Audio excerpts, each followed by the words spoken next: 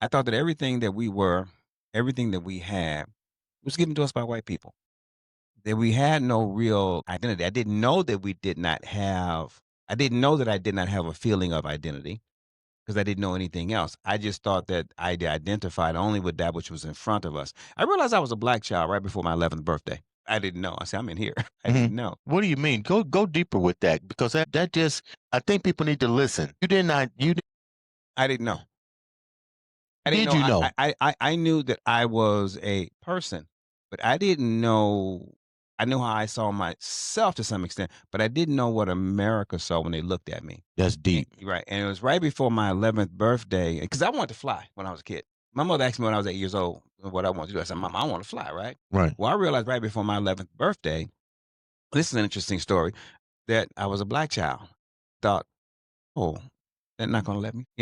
Yes. Black meant limitations. And right before my 11th, in fact, it was January of 1963, right before my 11th birthday, which was in You February of know my 63. birthday is January 20.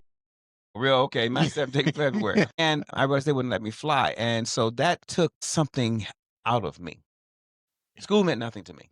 Right. After that point, I mean, I'm a two-time high school dropout. I got my high school diploma in the Army when I was 21 years old. Let's just say there's nothing really special about me academically. And it's amazing too, if I can just detour just for a moment, just Yeah, for go ahead. 2 minutes, all right? I learned in my adulthood that my father drove the Red Ball Express in World War II. I called up my friend, his name is Jeff Joseph. I called up my friend and said, "Hey, Jeff, my daddy drove the ball." He says, "Well, my daddy flew with the Tuskegee Airmen." I said, Mhm. "Jeff, no, he didn't." He said, "He did." I said, "Jeff, please tell me that your father did not fly with the Tuskegee Airmen." He said, "Tom, yes, he did." I called up Mr. Joseph, who was still living at the time. I said, "Mr. Joseph," I said, because I was over the house all the time as a child. I said, "Mr. Joseph," I said, "did you fly with the Tuskegee Airmen?" He said, "Yes, I did." I said, "My God, if I had only known, I would have sat at your feet And learned because he would have told me. how to do it. He would have told me what to take in school. He would have told me Mhm. what school is for. He would have told me who would be standing against me, what my obstacles were. I would have flown had I known that this man had done it because he was a black man. So I had my dream in my hands and it slipped through my fingers when I found out that I was black. But then that's can relate to what you said wholeheartedly because I was born in the 60s and I remember wholeheartedly the moment that the identity of color came into play. Also remember the limitations that was put up on me. The shocking part was it really didn't have an effect until my high school years when they always send you to the counselor about your 11th year before you graduate. Basically told me, she was like, you got two choices. You either gonna go to a trade school, you might try to get on that Procter and Gamble, but the only way you're gonna go to college is you're gonna have to be an athlete.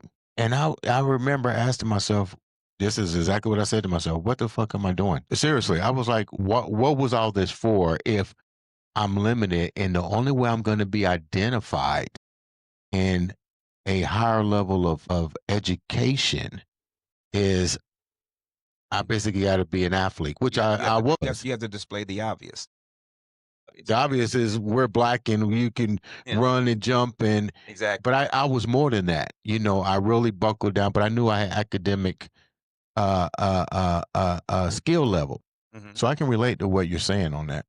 Father tried to protect me because I had dreams. I People did hear have you. dreams, and but he told me something. He said, "Son," he said, 'cause he farmed in Mississippi. He farmed 18 acres until World War II, until he went to the army. And he said, "Son," he says, "on the farm next to mine," he said, "there were two white boys." He said, "I could do everything better than those boys. It's faster, stronger. I could play better ball." He said, "And I could do as much work as both of them put together." He said, "But son," he said, "they were still white and I wasn't." He was trying to protect me from my dreams before the world destroyed me What the world had destroyed you. I think the viewers need to understand that. because I was sensitized to my dreams and he wanted to get me accustomed to not achieving them. He was protecting me. He didn't know that he was breaking my heart. And he was adding tolerance to me in his mind, which in a sense it worked Mm. because I was accepting of a lower level because of this, because that which I need to be to achieve it can never be achieved. I'm in this body until death do us part.